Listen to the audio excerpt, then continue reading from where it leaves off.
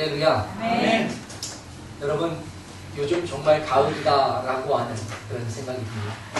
저도 이 축동복으로 옷을 갈아입고 나니까 이제 비로소 가을이다라고 하는 느낌이 듭니다.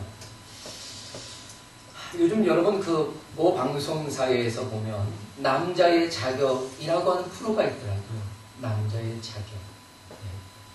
여러분, 남자의 자격이라고 하는 이 말은요, 사실 독일에서 가장 영향력을 끼쳤던 일간지 중에 하나인 히트 도이체 차이퉁이라고 하는 그런 그 일간지에 기자 3명이 있는데, 그게 누구냐면 에드와르트, 그리고 필리프 폰, 그리고 크리스 티안이라고 하는 이 3사람이요, 수많은 분야의 전문가 그리고 권위자, 유명 인사들을 직접 취재하면서 그들로 조언을 얻어가지고 남자라면 꼭 알아야 할 만한 것들을 대체적으로 정리해 놓은 겁니다. 그래서 이 책에 그 남자들이라면 웬만큼 이 정도는 해야 된다라고 하는 것을 기록했죠. 근데 이 책이 한국에서 번역될 때에는 그 이름을 남자의 자격이라고 하는 이름으로 붙였습니다. 이 책을 번역한 분이 여성이에요. 그러니까 이 여성의 관점에서 제목을 달았더라고요. 여러분, 남자의 자격이라고 하는 그 책의 내용이 참 재미있습니다. 남자라면 이 정도는 갖춰야 한다라고 하는 그런 리스트가 쭉 소개되고 있어요. 어떻게 보면 힘의 상징 남자 아닙니까? 그러니까 힘이 있어야 되는 거예요. 네? 능력이 있어야 된다 이겁니다. 능력 없는 남자? 에이, 남자가 아니다 이렇게 얘기하는 거예요. 힘이 있어야 된다는 거죠. 아마 저희 성도님들은 저보다 80이 셀 것 같아요. 그러니까 능력이 있는 남자가 많습니다. 또 매너 있는 행동을 해야 돼요. 매너가 있어야 돼요. 또 지식에 있어도 폭넓은 그리고 깊은 그런 지식을 가지고 있어야 합니다. 또 리더십도 있어야죠. 또 거기 보니까 싸움도 잘해야 돼요. 어디 가서 밀리면 안 돼요. 그러니까 저도 싸움 좀 잘해야 됩니다. 그래야 밀리지 않아요. 그러니까 뭐냐면 어디 가서든지 남자라면 뽀대가 좀 나야 된다 이거예요. 근데 사실 여러분 제가 이런 내용들을 쭉 보다 보니까요, 남자가 되는 법이 되게 어렵구나. 남자라고 남자냐? 남자다워야 남자지. 뭐 이런 얘기입니다. 그러니까 이 세상에 이런 남자의 자격을 갖춘 사람 별로 없을 것 같아요. 그렇다면 여러분, 하나님의 자녀로 인정받는 구원의 자격을 따진다면 얼마나 대단하겠습니까? 그렇죠? 그런 자격을 우리가 갖춘다면요, 맨발로 뛰어도 불가능해요. 그런데 오늘 본문에서는요, 자신이 그런 구원의 자격을 제대로 갖췄다라고 겁없이 자랑하는 한 사람이 등장합니다. 여러분, 유대인의 전통적인 메시아 사상이요, 메시아가 이 세상에 강림하시면 이 땅에서 어마어마한 잔치가 베풀어질 것이라는 겁니다. 그리고 그 잔치에는 유대인 외에는 들어올 수 없다는 거죠. 결코 이방인이나 죄인들은 그 잔치에 참여할 수 없다는 겁니다. 오직 유대인만 들어가는데, 아마 오늘 본문 15절에서 하나님 나라에서 떡을 먹는 것이 복되도다라고 한 이 말을 한 사람은요, 오늘 본문 앞에 1절을 보면 그 상황 속에도 보여지듯이 그는 아마도 한 바리새인이었을 겁니다. 그는 자신이 바리새인으로서 이 잔치에 당연히 참석할 수 있다라고 믿었던 겁니다. 왜냐하면 자신은 유대인일 뿐 아니라 거기에다가 바리새인이기 때문이다 하는 거죠. 그러니까 이 사람은 자신을 구원받을 만한 충분한 자격이 있다라고 본 거예요. 이것이 사실 이 한 사람만의 생각은 아니라는 것입니다. 그 시대의 유대인들이라면 대부분 그렇게 이해하고 있었다라고 봐야 하는 겁니다. 여러분 생각해 보세요. 유대인이다, 바리새인이 되었다. 여러분 그것이 구원의 조건이 됩니까? 우리가 교회에 다닌다, 교회에서 직분을 가지고 있다. 여러분 그것이 구원의 자격이 됩니까? 그런데 예수님은 마치 그렇게 되는 것처럼 생각하고 있는 그들에게 오늘 비유의 말씀을 하셨던 겁니다. 어떤 사람이 큰 잔치를 준비해 놓고요, 많은 사람을 초청했잖아요. 근데 약속한 시간이 다 되었어요. 근데 사람들이 코빼기도 한 거예요. 그래서 종들에게 야, 시간이 다 됐는데 왜 약속한 사람들이 안 오냐? 어서 가서 다들 준비가 다 되었으니까 어서 오시라고, 음식 식는다고 보냈습니다. 그런데요, 오게 됐던 사람들이요, 이런저런 핑계를 대면서 잔치에 못 갈 상황이 있으니 양해해달라고 말합니다. 한 사람은 밭을 새로 구입했다는 거예요. 그래서 그 밭에 나가서 자기가 할 일이 많다는 겁니다. 할 일이 많다는 거죠. 또 두 번째 사람은 소 5결이, 한 결이가 한 쌍입니다. 그러니까 10마리를 샀단 말이에요. 소 10마리를 샀는데 시험하러 간다는 겁니다. 요즘으로 말하면 내가 자동차 샀는데 내가 이거 시험 운전하러 나가야 되기 때문에 내가 거기 못 갑니다. 이런 얘기죠. 또 다른 한 사람은 자기가 장가 들었기 때문에 가정사역에 충실해야 되기 때문에 못 가겠다 이러는 겁니다. 자, 그러자 주인이 어떻게 말합니까? 화를 내면서 종에게 그럼 빨리 시내에 거리와 골목으로 나가서 가난한 사람들, 몸이 불편한 사람들, 맹인들, 또 조는 자들을 다 데려오라고 말합니다. 무슨 말입니까? 시내, 그러니까 성 내에 어디든 가가지고 온전치 못한 사람들, 그러니까 잔치에 초대받을 만한 자격이 없었던 사람들 누구든지 다 많은 대로 다 데려와라, 그런 겁니다. 그 종이 알겠습니다 하고 뛰어가서 그들을 다 들어왔어요. 그런데도 워낙 이 잔치를 크게 준비했기 때문에 자리가 많이 남는 거예요. 종이 주인님, 제가 그렇게 했는데 자리가 많이 남습니다. 그랬더니 이번에는요, 주인이 그래 성 밖으로 나가라. 성 밖에 그 길가 그리고 울타리 친 곳, 그곳을 나가서 거기에서 사람들을 강권하여 데려와라 라고 합니다. 여기에서 길과 산 울타리, 길이라고 하는 건 포도스, 다시 말해서 성 밖에 거기에 쭉 뻗어 있는 그런 외곽 도로를 말합니다. 그리고 이 또 산 울타리라고 하는 산 울타리가라는 건 프리스모스예요. 그 프리그모스. 여러분 프리그 어디서 들어보지 않았습니까? 그 프라그에서 들어보지 않았어요? 그래서 그 프리그모스라고 하는 건 이 프라그라고 하는 단어가 여기서 나왔는데, 그러니까 뭡니까? 프라그가 우리 치아에 그죠? 치아를 감싸고 있는 그 치석 아닙니까? 그것처럼 이 울타리, 그 울타리를 이렇게 두르고 있는 그런 것을 봐요. 그러니까 울타리 밖에 이렇게 조그맣게 나와 있는 그 길까지도 다니면서 만나는 사람들을 다 들어와라 이런 거예요. 그런 사람들이 와서 이 다리를 채웠습니다. 주인이 이때 뭐라고 합니까? 이전에 내가 초청했던 사람들은 이제 단 한 사람도 그 잔치에 들어와서 맛보지 못할 거다. 이런 말을 하셨어요. 여러분, 예수님이 이 말씀을 하신 건요, 예수님은 천국에 누가 들어오는가 하는 것을 말씀하기 위해서 이 비유를 하신 거거든요. 바리새인은 자신에겐 그 천국에 들어갈 만한 충분한 자격이 있다고 생각하고, 예수님은 그 자격은 무엇인지 그것을 분명하게 말씀하기 원하셨던 거예요. 여러분, 우리에게 주어진 구원이 오직 하나님의 은혜라는 사실을 믿습니다. 믿습니까? 아멘. 오직 하나님의 은혜예요. 그런데 그 하나님의 은혜로 선물을 받으려면 어떤 조건이 필요할까요? 근데 필요합니다. 구원의 조건이 필요합니다. 그럼 하나님의 은혜로 주어진 구원, 거기엔 어떤 조건이 있을까?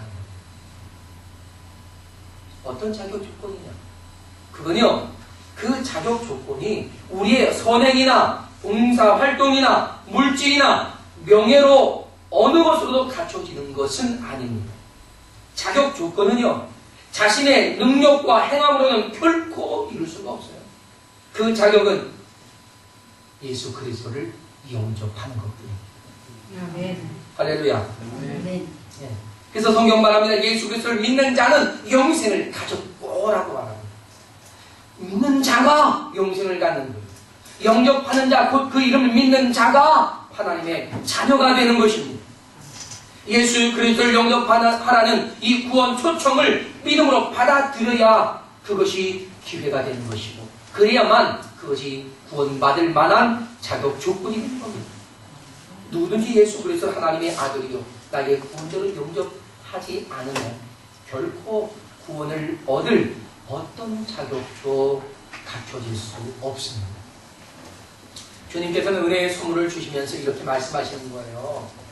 이것은 당신의 영원한 생명입니다. 이것을 지금 당신에게 드리려고 합니다.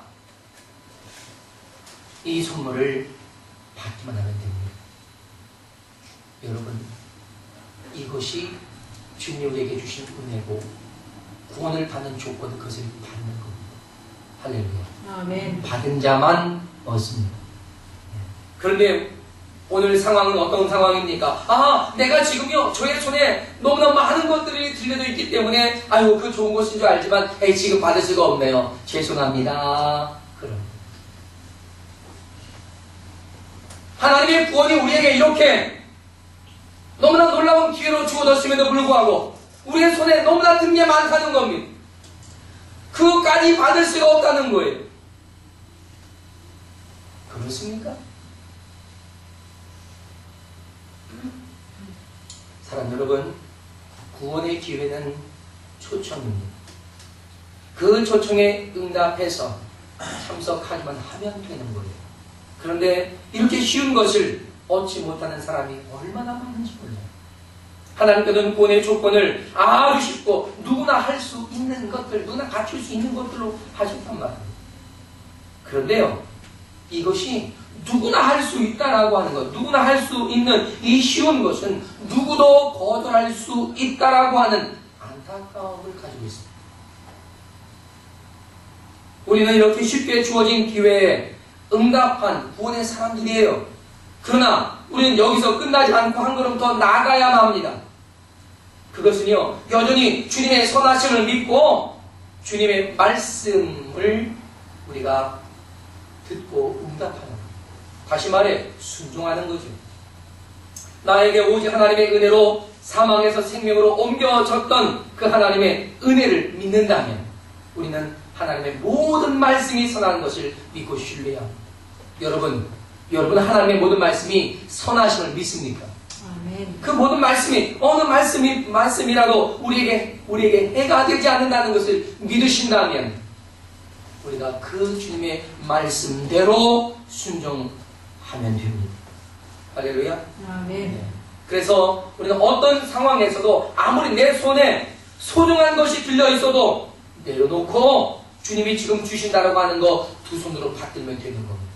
할렐루야. 아멘. 할렐루야. 아멘. 사랑하는 여러분, 성경은 우리가 부모도 또 자식에게는 좋은 것을 줄 알거든. 하물며 하나님께서 더 좋은 것을 우리에게 주시지 않겠느냐라고 말씀하고 있습니다. 하나님께서 우리 손에 들려주신 그 어떤 것보다, 내가 들고 있는 그 어떤 것보다 더 좋은 것을 우리에게 주시는 확신을 가져야 합니다. 그래야 내려놓을 수 있는 거예요. 아들아, 딸아, 내가 지금 너에게 너무나 소중한 것을 주려고 하는데 내 손에 든 것이 있구나. 그것을 내려놓아라. 그리고 내가 주는 것을 받아라. 그때 여러분이 순종하기만 하면, 내려놓고 받기만 하면 여러분의 인생에 요즘 말로 대박이 될 줄로 믿습니다. 아멘. 하나님을 신뢰하십니까? 여러분이 더욱더 담대하게 나아가시기를 주님의 이름으로 축복합니다. 아멘. 하나님은요, 우리가 갖춰야 할 어떤 조건도 사실 요구하지 않으셨습니다. 단지 초대에 응하기만 하면 되는 것이라고 말합니다. 우리에게 주어진 이 구원의 기회 잡기만 하면 되는 겁니다. 할렐루야. 아멘. 그런데 왜 사람들은 구원의 기회를 거절할까요? 왜 거절하겠습니까? 거절하는 첫 번째 이유는 모르기 때문이에요. 여러분 옛말에 모르는 게 약이다 그러는데 여러분 모르는 게 약이다 이 말은 명제도 아니고요. 지리는 도덕이 아닙니다. 모르면 때로 마음 편할 수는 있습니다. 그러나 큰 손해보고 깨닫고 아픔을 맞이하게 되는 겁니다. 여러분 예수 그리스도를 믿으면 천국에 간다는 것 아무리 전해도 예수 그리스도가 구원의 유일한 길이라는 사실을 모르면 거절하는 거예요. 안 그렇습니까? 네? 모르기 때문에 거절하는 거예요. 그러니 우리가 모르는 것을 어떻게 해야 될까요? 가르쳐 줘야 하는 거예요. 오늘 본문 23절은요. 사람을 강권하라고 말합니다. 진리를 모르는 사람에게 가르쳐 주라는 말씀입니다. 그들이 구원의 기회인 것을 모르기 때문에 우리는 가르쳐 주라는 것이죠. 여러분 구원은 행함이 아니에요. 착하게 살면 좋은 세상 가겠지 잘못된 생각입니다. 네? 우리가 교회에서 직분을 갖는다고 천국의 좋은 자리 차지합니까? 아닙니다. 혹 목사인 저 자신도 천국의 문턱까지도 못 들어갈 수도 있단 말이죠. 직분이 구원을 얻는 것이 아니라 예수 그리스도를 믿는 믿음으로 그 믿음으로 사는 삶인 줄로 믿습니다. 아멘. 더 헌금을 많이 한다고 좋은 자리에 갑니까?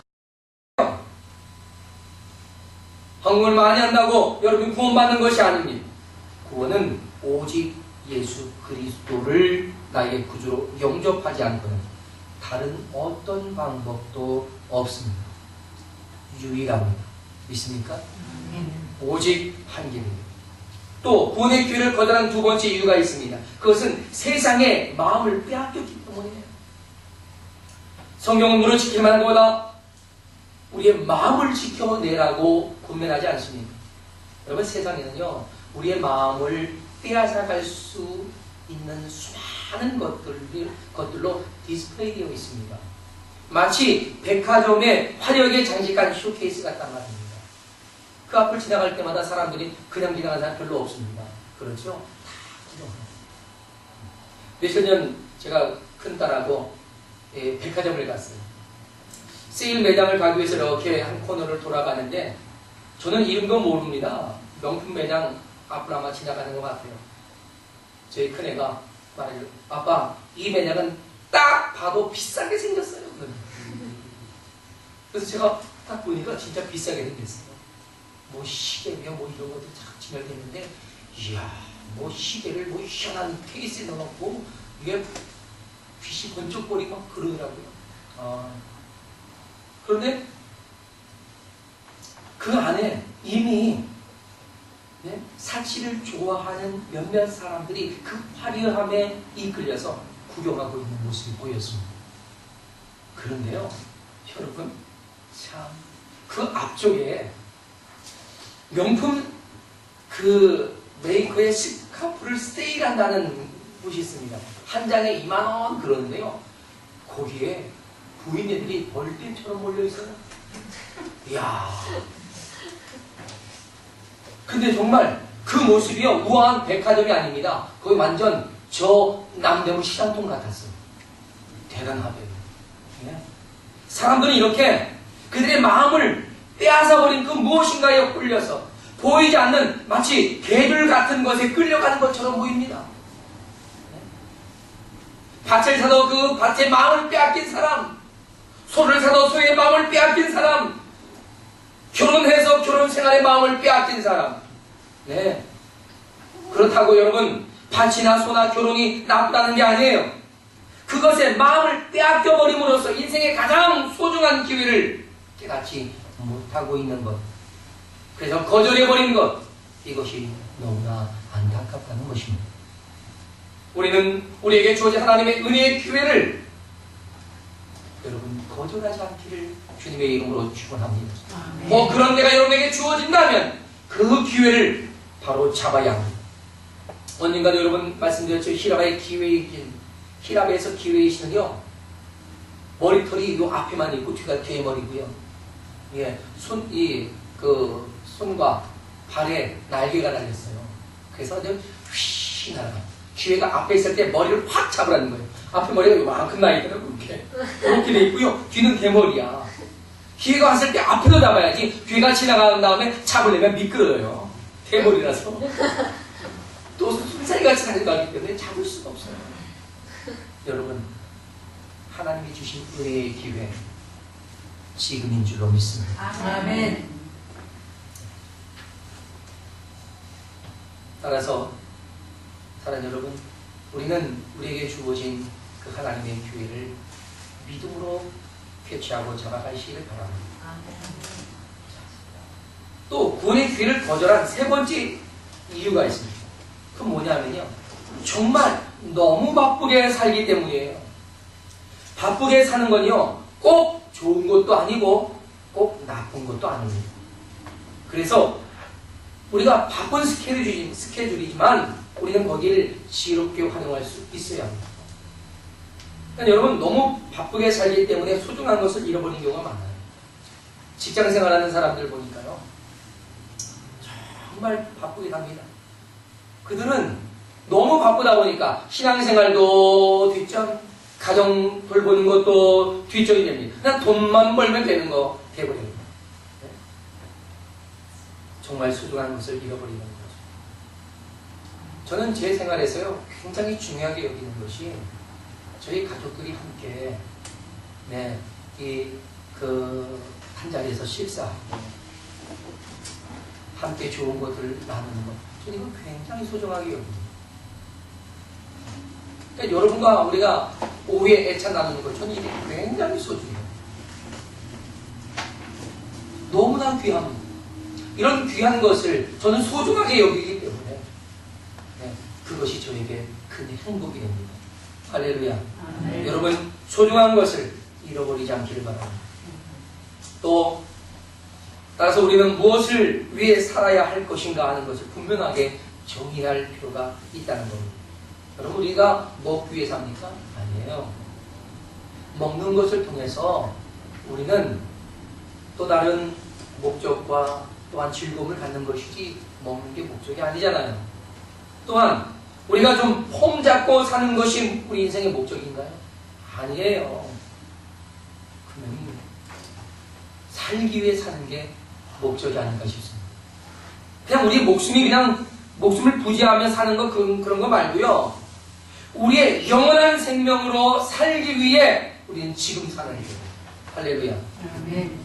그래서 내가 먼저 우선 생각해야 할 것은 내 영원한 생명을 위한 것이 되어야 하는 겁니다.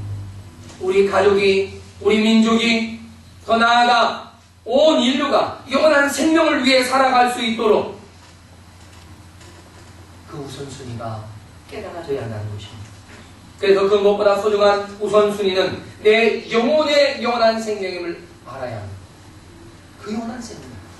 나도 그렇고 우리의 가족도 그렇고 우리 교회 모든 성도 가족들이 다 이 우선적인 것들을 위해서 먼저 달려가야 한다 하는 것입니다. 여러분, 힘들고 고달픈 인생살이에서도 우리는 지치지 않고 하나님을 예배할 수 있어요. 요한복음 6장 68절에 시몬 베드로가 이렇게 말했어요. 주여, 영생의 말씀이 주께 있사오니 우리가 누구에게로 가오리까? 말씀 무슨 말씀입니까? 우리가 아무리 세상일이 바쁘고 분주하고 때로는 고달프고 무겁고 힘겨워도 영생의 길이 오직 예수 그리스도께만 있사온데 우리가 어디에 우리의 삶을 내던지겠습니까? 나의 삶은 오직 하나님 예수 그리스도 당신뿐이십니다. 할렐루야. 이런 고백입니다. 우리가 하나님을 섬기는 일이 이 땅에서 우리가 취해야 할 가장 소중한 가치라는 것입니다. 저와 여러분은 그 무엇보다 하나님 중심, 아멘. 아멘. 말씀 중심, 아멘. 교회 중심의 삶을 살아야 합니다. 왜입니까? 그곳이 생명의 자리이기 때문입니다. 이제 끝으로 이렇게 많은 사람들이 그 나름대로 타당한 이유를 대며 거절한다면 우리는 어떻게 해야 되겠느냐?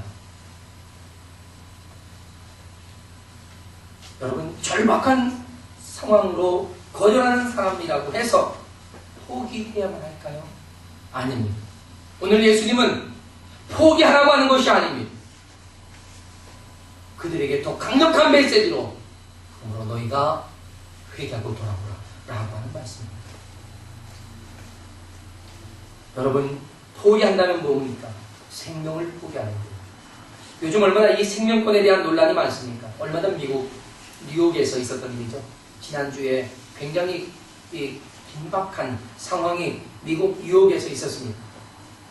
한 병원에서 이만호 목사님의 딸인 이성은, 우리 성은이라고 이름 같은데, 이성은 자매가 한 생명의 그 생명을 포기하려는 병원 측의 강행을 멈추게 합니다.